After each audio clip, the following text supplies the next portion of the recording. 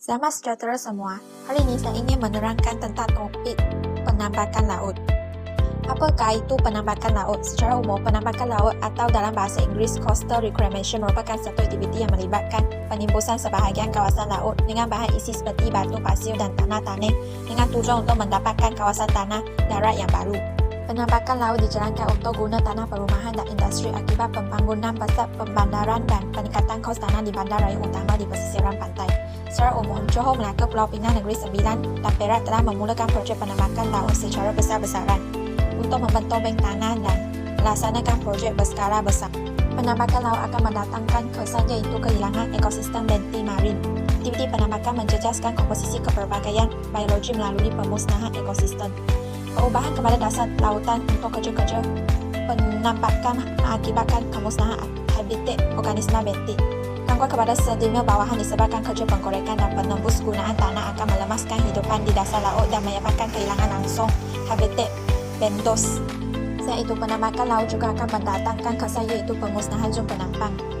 Ekosistem seperti hutan paya bakau berperanan sebagai penambang semula jadi yang melindungi kawasan pesisiran pantai daripada limpahan banjir dan hembusan ombak. Hutan paya bakau ini telah membantu dalam menambah impak tsunami yang menuju ke daratan dengan menyebabkan tenaga daripada ombak apabila ia melalui kawasan paya bakau. Aktiviti penambakan laut akan menyebabkan kehilangan ekosistem pesisiran pantai seperti hutan paya bakau. Selain itu, penambakan laut juga akan menyebabkan gangguan rantaian makanan.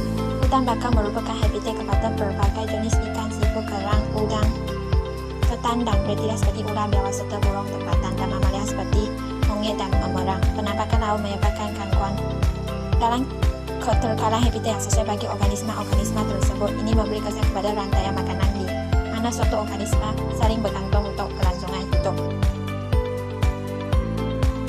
Seterusnya, penambakan laut juga akan menyebabkan pencemaran air di pesisiran pantai. Hal ini kerana ampaian bahan organik, logam berat dan bahan pencemar lain dalam laut disebabkan aktiviti penggorekan akan mengganggu sedimen bawahan.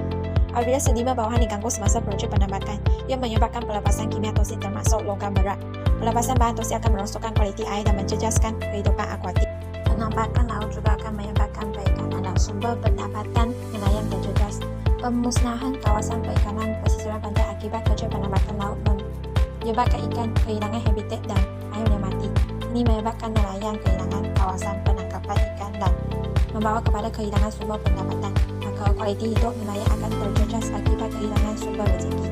Terusnya, demi mengurangkan kesan penambakan laut, pihak kerajaan boleh memperkasa undang-undang iaitu pemantauan ketat sewaktu penambakan dijalankan.